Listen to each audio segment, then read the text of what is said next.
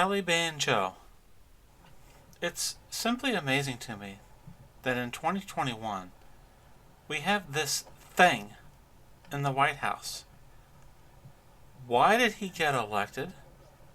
Who elected this thing in the White House? What is this thing? Why is it so important for him to be in the White House in 2021?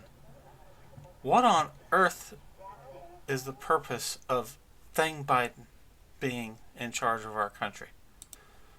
This was a tweet sent out by the White House showing Joe Biden's commanding leadership in handling the crisis in Afghanistan. And if a picture is 1,000 words, here Joe Biden and his team seem to think that the most important thing about Afghanistan with the takeover by the Taliban is that they managed the political optics and the spin back home. Biden's got 8 people there on the screen. None of them have any ability to change the outcome of what's happening in Afghanistan. Look at the flags behind Biden. The most powerful military in the history of the world. All these branches of service behind Biden there, and not one of them can do anything to help the people being assaulted and murdered in Afghanistan because of the actions and inaction of Joe Biden. What was the priority of Joe Biden's White House? Just a few months ago, the priority was to have the pride flag for LGBTQ+ fly at the Kabul embassy on Joe Biden's orders. The priority was to fly the flag of Black Lives Matter at embassies such as the one in Kabul. Absolutely nothing to do with any of the people in Afghanistan. And now they pay the price for the foolishness of Joe Biden. Look at the caption here. How commanding this tweet is. This morning, the President and Vice President met with their national security team and senior officials to hear updates on the drawdown of our civilian personnel in Afghanistan, evacuations of SIV applicants and other Afghan allies, and the ongoing security situation in Kabul. Shockingly, CNN did an investigation. When Joe Biden gave a ridiculous speech blaming Donald Trump for Biden's failure to live up to the agreement.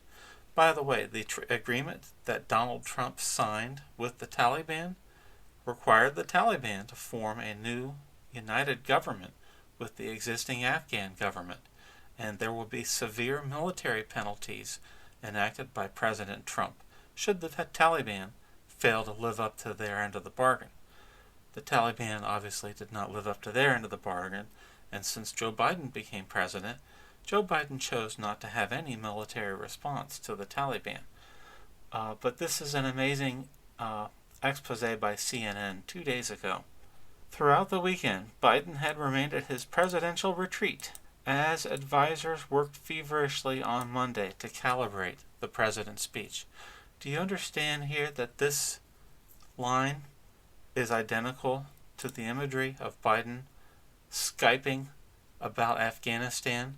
It's all about image, it's all about spin, it's all about fixing blame on everybody else except Joe Biden. They worked feverishly on Monday to craft a speech blaming Donald Trump. The innocent people of Afghanistan pay the price. Now, at the same time, Joe Biden is very tough with Republican governors. Wednesday, August 18th, Biden instructs Education Department to take appropriate action against Republican governors who ban school mask mandates. Biden did not specifically name any governors, but he said that his administration will not stand by while governors block local officials who have imposed mask mandates at schools. And he asked the Education Secretary to use legal action against these leaders. 2-year-olds should wear a face covering while inside school buildings. Do you understand this? Joe Biden is tougher on 2-year-olds in our own country than he is on the Taliban. This is incredible. This man is off of his rocker. He's talking tough against our own governors. He won't talk tough against the Taliban. He's demanding 2-year-olds do what he tells them. He's holding 2-year-olds to a higher standard than the Taliban.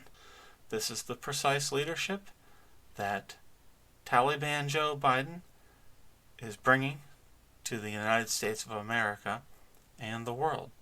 Let's just hope that other dictators and regimes don't take Biden's cluelessness as permission to do what the Taliban apparently are going to completely get away with: the subjugation of an entire country that had been pledged the protection of the United States government. I'm at a loss.